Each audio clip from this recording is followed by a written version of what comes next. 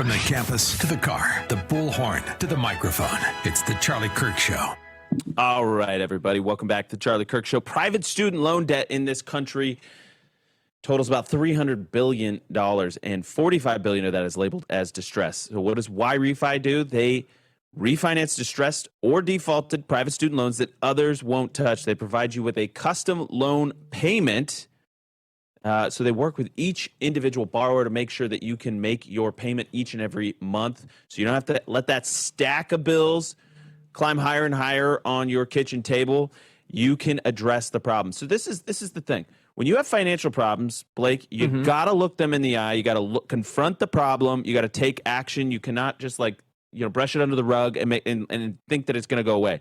This is the key. You got to take control of your own financial situation. This is what Refy empowers you to do. You get to take control of your monthly budget, and they're going to make sure you get a payment you can afford. You got to be disciplined. You got to make that payment, but they even let you skip once a payment every 6 months up to 12 times without penalty. These are great people. They care about you and your situation you're in, and they care about this show. They care about the movement. So check them out, yrefy.com, YREFY.com, or call 888-YREFY-34, 888-YREFY-34. We'll be right back.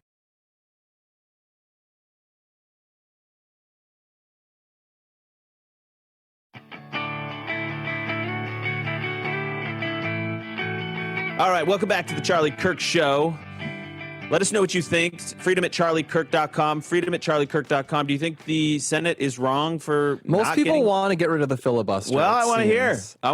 What does the grassroots in this audience want to do? Do you want to nuke the filibuster? Do you think Trump is right, or do you think it's an important institution? Even if Democrats are going to do it anyway, I will just remind you: if they nuke it themselves and then pass radical stuff that ends up being unpopular, that is a more helpful situation to us than we blew it up and they just take advantage of it. Stephen disagrees. So Stephen says, Andrew, you are missing the point. Thank you, Stephen. The Dems will do it anyway, and we will get blamed anyway, as we are being blamed right now for the shutdown. Yeah, we will have to hold the rhinos' feet to the fire to get anything done, but at least Republicans will be able to protect themselves from the cheat that gets Dems elected in the first place. So that's from Stephen. That's interesting. Okay. Pathetic Republican says, Richard, guys, we will never win much because the dummy will always find a way to take down the stupid Republicans. The dummy, I guess that's the Democrats. Even if they are not in power, another Trump 1.0 term, the low-life judges have taken over, and eventually the Supreme Court will run the country. Let's say it how it is. Man, I really hope that you're wrong. I think Trump 2.0 has been way better than Trump 1.0, and that's mostly because of the personnel, right? Personnel's policy. We had Sarah Rogers, for example, on the show. She's part of the State Department. She's amazing. And these are the caliber and the type of people that we have in Trump 2.0 that we simply did not have in 2.0. For sure. And so, for sure. And by the way, remember, the border is closed. That would have never happened. Okay? That's a huge historic accomplishment that we cannot forget about. And Trump deserves a ton of credit on that. And listen, the economy is mixed right now. I agree we need to focus on domestic stuff. We need to show and prove big, bold, audacious ideas on the domestic front to get people believing. You got an email up.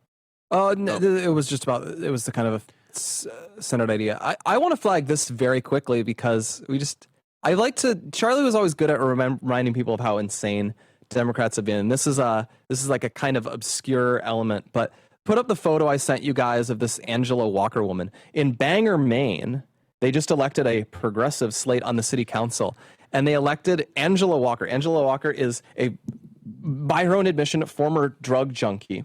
And 20 years ago, she and her brother murdered a Canadian tourist. They stuffed sand down his throat so he would asphyxiate. And her brother got sentenced to, I think, 12 years, served 5. She got sentenced to apparently time served for killing somebody, for murdering a tourist, because she said he called her a mean name. Apparently they alleged, and these people always lie, so probably lied. She alleged that the guy called her a squaw, which is a slur to some in American Indian communities. And her brother is also just this serial criminal who goes around committing tons of crimes and then accusing people. So she gets elected to what? She's at the city council of Bangor, Maine.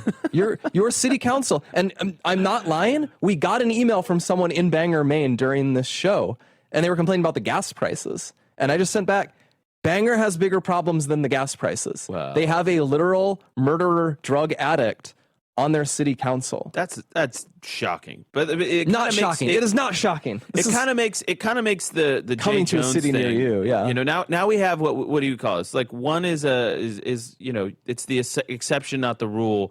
But now you have two elected officials in the Democrat Party that one fetishizing about murder, the other actually did it. And so now we have a pattern of behavior where it just sort of feels like, you know, when you live in this post sort of truth world and everything's on social media and, you know, gosh, we're seeing it with, you know, the Charlie's assassin. It's like, you know, Charlie used to joke that he's like, we're all living in a episode of Whose Line Is It Anyways, where the points are made up and the rules don't matter. Yeah, the rules are made up like, and the points don't matter. That's what it was. Yeah, and it's just like, this is case in point where, you know, we have a murder on a city council in Bangor, Maine. Yeah. This and she got away with it. We need a palate cleanser from racism. that. We want to, before the end of this segment, we want to highlight something that's really good. It's the impact Charlie continues to have on people's faith. So that's one last great thing from the Jesse Erica interview. Let's do 357. I feel like his assassination has changed you as a person. Like there's a difference in you. How has this impacted you? It has. It has. It has made me seek a deeper connection with God. You know, I was, they call it a C&E Christian. You go to church on Christmas and Easter. I went to Sunday school as a kid, but I found myself reading more about Jesus Christ. And, you know, my life has changed since this happened. The country has changed since this happened. Mm-hmm. And you can't not feel that. Everyone feels it. It's something that you have to nourish like a flame and protect and keep because that spirit of Charlie Kirk is still alive in all of us and still alive in the country. Yeah, really powerful. Bible sales spiked 36% in the month of September. And so many other pieces of that. That's actually a good segue because we have Yael Eckstein up next from International Fellowship of Jews and Christians. We'll be right back.